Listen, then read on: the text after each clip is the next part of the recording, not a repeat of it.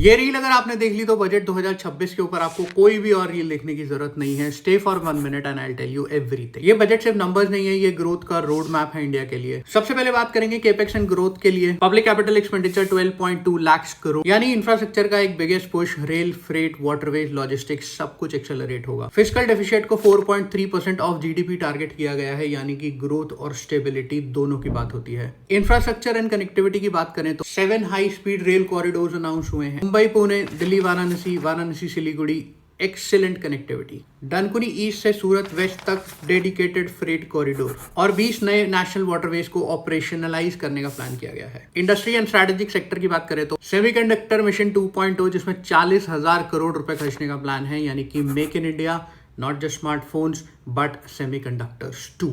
And trust me, this is very important for India. Biopharma Shakti 10,000 crore रुपए India को global biotech and biologics manufacturing hub बनाने की strategy है। Mega textile park, container manufacturing support, rare earth corridor, industry को globally competitive बनाने का plan है। And mega textile park would be the best since Bangladesh is collapsing and we have a new trade deal. MSME and growth funds की बात करें तो 10,000 crore for SME growth fund, यानी small businesses को बढ़ाने का फ्यूल। और सेल्फ रिलायंट इंडिया का फंड 2,000 करोड़ और एक्सपैंड किया गया। Tax and tax payer changes में कोई भी बड़े चेंजेस नहीं है, क्योंकि कोई इलेक्शन नहीं आ रहा था। इनकम टैक्स स्लैब में कोई भी चेंज नहीं आया, but new income tax act 2025 compliances को सिंप्लीफाई किया जाएगा और फॉर्म्स को रीडिजाइन किया जाएगा। TCS on overseas tours, education, medical abroad का रेट 2% हो गया है, पहले 5 से 20% होता था। फॉरेन एसेट डिस्क्लोजर का भी एक रिलीफ दिया गया है, स्मॉल एसेट्स को एक इम्यूनिटी दी गई। सोशल, एजुकेशन एंड सर्विसेज की बात करें, हेल्थ केयर को एक मेजर पुश मिला है। Custom duty exemption on 17 critical medicine. Education to employment committee, IIT creator labs,